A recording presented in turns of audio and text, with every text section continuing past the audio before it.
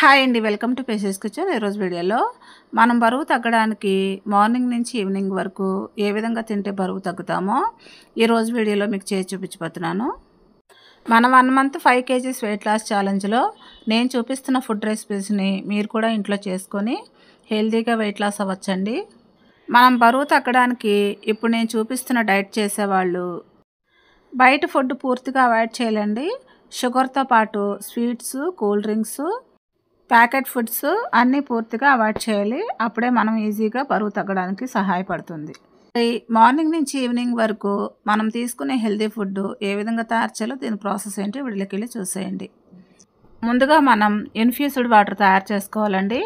ఈ ఇన్ఫ్యూజ్డ్ వాటర్కి ఒక గ్లాస్ జార్ తీసుకొని 1 లీటర్ కానీ 2 లీటర్లు కానీ వాటర్ తీసుకోవాలి. ఈ వాటర్లో ఒక కమలా తీసుకొని ఒక 5 స్లైసెస్ వరకు కట్ చేసుకొని వేసుకోవాలి. అలాగే లెమన్ కూడా తీసుకొని 4 స్లైసెస్ వరకు కట్ చేసుకొని వేసుకోవాలి. అలాగే దీంట్లో కొన్ని పుదీనా ఆకులు కూడా వేసుకోవాలి. ఇప్పుడు దీంట్లోనే 1 టీ స్పూన్ చియా సీడ్స్ కూడా వేసుకోవాలి. ఇప్పుడు వీటిని అన్నిటినీ కూడా మొత్తం మిక్స్ అయ్యేటట్టు ఒకసారి బాగా కలుపుకోవాలి. ఈ ఇన్ఫ్యూజ్డ్ వాటర్ని మనం నైటే ప్రిపేర్ చేసుకోవాలండి. మార్నింగ్కి బాగా నాని ఉంటాయి. ఇప్పుడు ఈ ఇన్ఫ్యూజ్డ్ వాటర్ని పక్కన పెట్టేసుకొని ఇప్పుడు ఒక గిన్నెలో 2 టీ స్పూన్లు చియా సీడ్స్ వేసుకోవాలి. ఇప్పుడు ఈ చియా సీడ్స్లో ఒక 1/2 కప్ వరకు వాటర్ వేసుకొని ఇప్పుడు ఈ చియా సీడ్స్ ఈ వాటర్లో మొత్తం మిక్స్ అయ్యేటట్టు ఒకసారి బాగా కలుపుకోవాలి. ఈ చియా సీడ్స్ని పక్కన పెట్టుకొని ఒక అరగంట సేపు నాననివ్వాలి. ఇప్పుడు ఒక గ్లాస్లో వాటర్ని కొంచెం గోరువెచ్చగా మరిగించుకొని ఈ గ్లాస్లో వేసుకోవాలి. మనం అరగంట ముందు నానబెట్టుకున్న ఈ చియా సీడ్స్ ఒక జెల్లీలా తయారవుతుందండి. ఈ చియా సీడ్స్ని 1 టీ స్పూన్ వరకు ఈ వాటర్లో వేసుకోవాలి. ఇప్పుడు ఈ వాటర్లో ఈ చియా సీడ్స్ మొత్తం మిక్స్ అయ్యేటట్టు ఒకసారి బాగా కలుపుకోవాలి. ఈ చియా సీడ్ వాటరు మనం నిద్ర లేచిన తర్వాత మనం 7కి తీసుకోవాలి. ఈ చియా సీడ్స్ వాటరు 7కి తీసుకున్న తర్వాత ఇప్పుడు మనం బ్రేక్ఫాస్ట్లోకి రాగి పుట్టు తయారు చేసుకోవాలండి. ఈ రాగి పుట్టు తయారు చేసుకోవడానికి ఒక పళ్ళెంలో 1 కప్పు వరకు రాగి పిండి వేసుకోవాలి. ఈ రాగి పిండిలో వాటర్ని కలుపుకోవాలండి. వాటర్ని మనం చేతిలో వేసుకొని కొంచెం కొంచెం స్ప్రింకిల్ చేసుకొని ఈ పిండిని కలుపుకోవాలండి. ఈ రాగి పుట్టును తయారు చేయడానికి మనం గోధుమ పిండి, జంతికల పిండి కలిపినట్టు కలపకూడదండి. ఈ రాగి పుట్టులో వాటరు చేతితోని స్ప్రింకిల్ చేసుకొని కలపాలండి. మరీ ముద్దగా అయిపోకూడదు, మరీ పొడి పొడిగా ఉండకూడదు. రాగి పుట్టు కన్సిస్టెన్సీ వచ్చేంత వరకు ఈ రాగి పిండిని వాటర్ని కొంచెం కొంచెం చేతిలో తీసుకొని స్ప్రింకిల్ చేసుకొని ఈ రాగి పిండిని కలుపుకోవాలండి. ఈ రాగి పిండిని మనం చేత్తో పట్టుకుంటే మాయిశ్చర్గా ఉండాలండి. అలాగని తడి తడిగా కూడా ఉండకూడదు. అప్పుడే రాగి పుట్టు పర్ఫెక్ట్గా వస్తుందండి. ఈ రాగి పిండిని కలపడం సరిగ్గా కుదరకపోయినా రాగి పుట్టు అంత పర్ఫెక్ట్గా రాదండి. ఇప్పుడు ఈ రాగి పిండిని కలిపిన తర్వాత ఈ కన్సిస్టెన్సీలో ఉండాలి. మనం చేత్తో పట్టుకుంటే ముద్దలాగా అవ్వాలి. ఈ విధంగా ఉంటే సరిపోతుందండి. ఇప్పుడు ఈ రాగి పిండి మీద మూత పెట్టుకొని ఒక 10 నిమిషాలు పక్కన పెట్టుకొని నాననివ్వాలి. ఈ రాగి పుట్టులోకి కొబ్బరిని 1/2 చిప్ప తురుముకోవాలండి. నేను కొంచెం పెద్దగా తురుముకున్నానండి. మీరు కొంచెం చిన్నగా తురుముకున్నా ఇంకా బాగా వస్తుంది. ఇప్పుడు ఈ కొబ్బరి తురుముని పక్కన పెట్టేసుకొని ఇది రాగి పుట్టు తయారు చేసుకునే స్టీమర్ అండి. దీంట్లోనే రాగి పుట్టుని తయారు చేసుకోవాలి. రాగి పుట్టు తయారు చేసుకునే స్టీమర్లో సగం వరకు వాటర్ వేసుకోవాలి. ఇప్పుడు ఈ వాటర్ని పక్కన పెట్టుకొని రాగి పిండి, కొబ్బరి ఫిల్ చేసుకునే గొట్టం అండి ఇది. చూసారు కదా, ఈ విధంగా ఉంటుంది. ఈ గొట్టంలో అడుగున హోల్స్ ఉన్న ఒక ప్లేట్ ఉంటుందండి. ఈ ప్లేట్ని ఈ గొట్టం అడుగున వేసుకోవాలి. ఈ విధంగా వేసుకున్న తర్వాత ఇప్పుడు మనం తురుముకున్న ఫ్రెష్ కొబ్బరిని ఈ గొట్టం అడుగులో 2 టీ స్పూన్ల వరకు వేసుకోవాలి. ఈ కొబ్బరిని అడుగున వేసుకున్న తర్వాత అలాగే మనం కలిపి ఉంచుకున్న రాగి పిండిని కూడా 4 టేబుల్ స్పూన్ల వరకు ఈ కొబ్బరి పైన ఈ రాగి పిండిని వేసుకోవాలి. అలాగే రాగి పుట్టు గొట్టంలో మనం వేసుకున్న రాగి పిండి తర్వాత రాగి పిండి మీద మరలా ఫ్రెష్ కొబ్బరిని 2 టీ స్పూన్ల వరకు వేసుకోవాలి. ఈ విధంగా కొబ్బరి పైన రాగిపిండి పైన కొబ్బరి ఒకదాని తర్వాత ఒకటి వేసుకొని ఈ రాగిపిండి గొట్టంని ఫిల్ చేసుకోవాలి. మీ దగ్గర రాగి పుట్టు తయారు చేసుకుని స్టీమర్ లేకపోతే ఇడ్లీ పాత్ర మీద ఒక ప్లేట్ పెట్టుకొని కూడా ఈ విధంగా తయారు చేసుకోవచ్చండి. రాగి పుట్టును ఇడ్లీ పాత్రలో తయారు చేసే వీడియో నా ప్రీవియస్ వీడియోస్లో ఉంటుందండి. మీకు కావాలంటే డిస్క్రిప్షన్ బాక్స్లో లింక్ ఇస్తాను, కావాలంటే చెక్ చేయండి. ఈ రాగి పిండిని, కొబ్బరిని ఈ రాగి పుట్టు గొట్టంలో ఈ విధంగా ఫిల్ చేసుకోవాలండి. ఈ రెండింటిని కూడా ఈ విధంగా ఫిల్ చేసుకున్న తర్వాత ఇప్పుడు ఈ రాగి పుట్టు మీద మూత పెట్టుకోవాలి. ఈ రాగి పుట్టు గొట్టంని మనం సగం వరకు వాటర్ వేసుకున్న ఈ స్టీమర్ మీద పెట్టుకోవాలి. ఇప్పుడు ఈ రాగి పుట్టు స్టీమర్ని స్టవ్ మీద పెట్టుకొని ఒక 10 నిమిషాలు లో ఫ్లేమ్లో కుక్ చేసుకోవాలండి. ఈ రాగి పుట్టు తీయడానికి ఇటువంటిది ఒక ఊస లాంటిది ఇస్తాడండి. రాగి పుట్టు 10 నిమిషాలు లో ఫ్లేమ్లో కుక్ చేసుకున్న తర్వాత కొంచెం చల్లారనిచ్చి ఒక ప్లేట్లోకి ఈ విధంగా ఈ ఊసతోని వెనకాల నుంచి మెల్లగా తీయాలండి. అప్పుడే రాగి పుట్టు విడిపోకుండా పర్ఫెక్ట్గా వస్తుంది. ఇప్పుడు ఈ రాగి పుట్టుతో పాటు ప్లేట్ కూడా వస్తుందండి. ఈ ప్లేట్ని పక్క తీసేసుకోవాలి. చూసారు కదా రాగి పుట్టు ఎంత పర్ఫెక్ట్గా వచ్చిందో. ఈ రాగి పుట్టుని ఇప్పుడు మ్యాష్ చేసుకోవాలి. ఈ రాగి పిండిలో కాల్షియం, ఐరన్, ఫైబర్ పుష్కలంగా ఉంటాయండి. మన బోన్ హెల్త్ కూడా బాగా ఉపయోగపడుతుందండి. ఇది రక్తహీనతతో బాధపడేవారు మన రోజువారీ లైఫ్లో రాగి పిండిని ఎక్కువగా తీసుకోవాలి. ఇప్పుడు ఈ రాగి పుట్టును ఈ విధంగా మ్యాష్ చేసుకొని ఈ రాగి పుట్టులో 1 టేబుల్ స్పూన్ బెల్లం వేసుకోవాలి. అలాగే 1 టేబుల్ స్పూన్ ఆవు నెయ్యి వేసుకోవాలి. ఇప్పుడు వీటిని అన్నిటినీ కూడా మొత్తం మిక్స్ అయ్యేటట్టు ఒకసారి బాగా కలుపుకోవాలి. ఎదిగే పిల్లలకి ఈ విధంగా రాగి పుట్టు చేసి పెడితే ఎంతో బలంగా ఉంటారండి. ఈ రాగి పుట్టును పిల్లలతో పాటు పెద్దవాళ్ళు కూడా తీసుకుంటే ఎంతో హెల్తీగా బలంగా ఉంటారండి. అంతేనండి, రాగి పుట్టు రెడీ అయిపోయింది. ఎంతో హెల్తీగా టేస్టీగా ఉండే ఈ రాగి పుట్టును ఈ విధంగా తయారు చేసుకోవాలి. ఈ రాగి పుట్టును ఇద్దరు తీసుకోవచ్చండి, ఒకరికైతే ఎక్కువైపోతుంది. ఇప్పుడు ఈ రాగి పుట్టును మన బ్రేక్ఫాస్ట్కి 9కి కానీ 10కి కానీ తీసుకోవాలి. ఇప్పుడు ఈ రాగి పుట్టును మనం 9కి కానీ 10కి కానీ తీసుకున్న తర్వాత మనం మధ్యాహ్నానికి లంచ్ ప్రిపేర్ చేసుకోవాలి. నైట్ మనం సోక్ చేసుకున్న ఇన్ఫ్యూజ్డ్ వాటర్ రెడీ అయిపోయిందండి. మన రోజువారీ డైట్లో 3 లీటర్స్ వాటర్ తీసుకోవాలి కాబట్టి ఈ విధంగా 1 లీటర్ కానీ 2 లీటర్లు కానీ ఇన్ఫ్యూజ్డ్ వాటర్ని తయారు చేసుకొని తీసుకోవచ్చండి.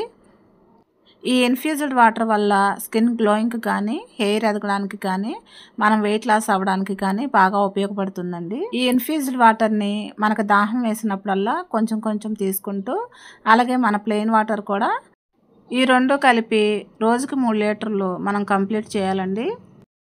ఇప్పుడు మధ్యాహ్నం లంచ్లోనికి మనం ప్రిపేర్ చేసుకోవడానికి ఒక బౌల్ తీసుకొని 1 కప్పు వరకు పచ్చపెసలు వేసుకోవాలి. ఈ పచ్చపెసలు మునిగేంత వరకు వాటర్ వేసుకోవాలి. ఇప్పుడు ఈ పచ్చపెసల్ని వాటర్లో మొత్తం మిక్స్ అయ్యేటట్టు ఒకసారి బాగా కలుపుకోవాలి. ఇప్పుడు ఈ పచ్చపెసల మీద మూత పెట్టుకొని ఒక 5 గంటలు కానీ 6 గంటలు కానీ నానబెట్టుకోవాలి. ఇప్పుడు 5 గంటల తర్వాత మూత తీసి చూస్తే ఇప్పుడు ఈ పచ్చపెసలు బాగా నానియండి. ఇప్పుడు ఈ పచ్చపెసల్ని ఒక 2-3 సార్లు శుభ్రంగా వాష్ చేసుకోవాలి. ఇప్పుడు ఈ పచ్చపెసల్ని 2-3 సార్లు శుభ్రంగా వాష్ చేసుకున్న తర్వాత ఈ పచ్చపెసల్ని ఒక మిక్సీ జార్లో వేసుకోవాలి. ఈరోజు మధ్యాహ్నం లంచ్లోకి మనకి రైస్ కర్రీస్ ఏం లేవండి. ఈరోజు మధ్యాహ్నం లంచ్లోకి మనం పచ్చపెసలతో పెసరట్లు వేసుకోవాలండి. ఇప్పుడు ఈ పచ్చపెసల్లో ఒక పచ్చిమిర్చిని తుంచి వేసుకోవాలి. అలాగే 4 అల్లం ముక్కలు కూడా వేసుకోవాలి. అలాగే ఈ పచ్చపెసల్లో కొంచెం వాటర్ వేసుకొని మెత్తగా మిక్సీ పట్టుకోవాలి. ఈ విధంగా మెత్తగా మిక్సీ పట్టుకున్న ఈ పెసరట్ల పిండిని ఒక బౌల్లోకి ట్రాన్స్ఫర్ చేసుకోవాలి. అలాగే మిగిలి ఉన్న పచ్చపెసలను కూడా ఇదే విధంగా మెత్తగా మిక్సీ పట్టుకొని ఈ బౌల్లో వేసుకోవాలి. ఇప్పుడు ఈ పెసరట్ల పిండిలో రుచికి తగినంత సాల్ట్ వేసుకోవాలి. ఇప్పుడు ఈ సాల్ట్ కూడా ఈ పెసరట్ల పిండిలో మొత్తం మిక్స్ అయ్యేటట్టు ఒకసారి బాగా కలుపుకోవాలి. ఇప్పుడు ఈ పెసరట్ల పిండి మరీ గట్టిగా కాకుండా మరీ పలుచగా కాకుండా ఉండాలండి. ఇప్పుడు ఈ పెసరట్ల పిండి కొంచెం గట్టిగా ఉంది కాబట్టి దీంట్లో ఒక 1/4 కప్పు వరకు వాటర్ వేసుకోవాలి. ఇప్పుడు ఈ వాటర్ని కూడా ఈ పెసరట్ల పిండిలో మొత్తం మిక్స్ అయ్యేటట్టు ఒకసారి బాగా కలుపుకోవాలి. ఇప్పుడు ఈ పెసరట్ల పిండి రెడీ అయిపోయిందండి. ఇప్పుడు ఈ పెసరట్ల పిండిని పక్కన పెట్టుకొని ఇప్పుడు ఈ పెసరట్లలోకి చట్నీ రెడీ చేసుకోవాలి. ఇప్పుడు ఒక మిక్సీ జార్లో 1/4 కప్పు వరకు పల్లీలు, 1/4 కప్పు వరకు పుట్నాల పప్పు వేసుకోవాలి. ఇప్పుడు దీంట్లోనే ఒక పచ్చిమిర్చిని తుంచుకొని వేసుకోవాలి. దీనిలో కొంచెం సాల్ట్, కొంచెం వాటర్ వేసుకొని వీటిని అన్నిటిని కూడా మెత్తగా మిక్సీ పట్టుకోవాలి. ఇప్పుడు ఈ చట్నీకి తాలింపు అవసరం లేదండి. ఇప్పుడు ఈ చట్నీని పక్కన పెట్టేసుకొని ఇప్పుడు పెసరట్లు వేసుకోవడానికి స్టవ్ మీద ఒక ప్యాన్ పెట్టుకొని కొంచెం ఆయిల్ వేసుకోవాలి. ఈ ఆయిల్ని టిష్యూ పేపర్తో తుడిచేసుకొని మనం తయారు చేసుకున్న ఈ పెసరట్ల పిండిని ఒక గరిటెన్నర వరకు వేసుకొని ఈ పెనమంతా కూడా పలుచగా స్ప్రెడ్ చేసుకోవాలి. ఈ విధంగా పలుచగా స్ప్రెడ్ చేసుకున్న తర్వాత ఇప్పుడు ఈ పెసరట్టు మీద కొంచెం జీలకర్ర వేసుకోవాలి. అలాగే కట్ చేసిన ఉల్లిపాయ ముక్కలు ఈ పెసరట్టు మీద వేసుకోవాలి. అలాగే తురిమిన క్యారెట్ని ఈ పెసరట్టు మీద వేసుకోవాలి. ఇప్పుడు ఈ పెసరట్టు మీద 1 టీ స్పూన్ ఆయిల్ వేసుకోవాలి. ఇప్పుడు మనం పెసరట్టు మీద వేసుకున్న జీలకర్ర, ఉల్లిపాయ ముక్కలు, క్యారెట్ తురుముని అట్లకాడతో ఈ విధంగా కొంచెం ప్రెస్ చేసుకోవాలండి. ఇప్పుడు ఈ పెసరట్టుని 1 నిమిషం సేపు మీడియం ఫ్లేమ్లో కుక్ చేసుకొని రెండో వైపుకి తిప్పుకోవాలి.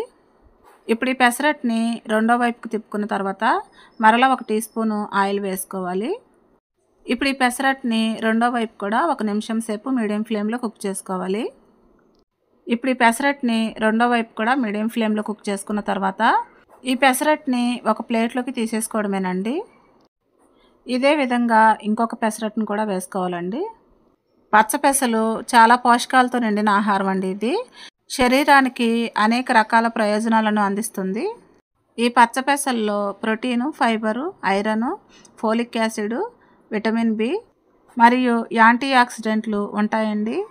మనం ఈ పచ్చ పెసలు తీసుకోవడం వల్ల శరీరానికి రోగనిరోధక శక్తి పెరుగుతుంది, అలాగే జీర్ణక్రియను మెరుగుపరుస్తుంది, అలాగే గుండె జబ్బుల ప్రమాదాన్ని తగ్గిస్తుంది, అలాగే మనం బరువు తగ్గడానికి సహాయపడుతుంది, అలాగే ఎర్ర రక్త కణాలను ఉత్పత్తి చేయడంలో సహాయపడుతుంది, శరీరంలోని కొలెస్ట్రాల్ను తగ్గిస్తుంది. ఇది షుగర్ పేషెంట్లకి చాలా మంచిది. ఇంకొక పెసరట్టును కూడా వేసుకొని ఈ పెసరట్టు మీద జీలకర్ర, ఉల్లిపాయ ముక్కలు, క్యారెట్ తురుము వేసుకొని ఇప్పుడు ఈ పెసరట్టుని కూడా రెండు వైపులా మీడియం ఫ్లేమ్లో కుక్ చేసుకోవాలి. ఇప్పుడు ఈ పెసరట్టు కూడా రెండు వైపులా మీడియం ఫ్లేమ్లో కుక్ చేసుకున్న తర్వాత ఈ పెసరట్టుని ప్లేట్లోకి తీసేసుకోవడమేనండి. అంతేనండి, పెసరట్లు రెడీ అయిపోయినాయి. ఇప్పుడు ఈ పెసరట్లతో పాటు మనం రెడీ చేసుకున్న చట్నీ కూడా తీసుకోవాలి. ఇప్పుడు ఈ చట్నీతో పాటు మీ దగ్గర నువ్వుల కారం పొడి కానీ ఫ్లాక్స్ సీడ్ కారం పొడి కానీ ఉంటే 1 స్పూన్ వరకు తీసుకోవచ్చు.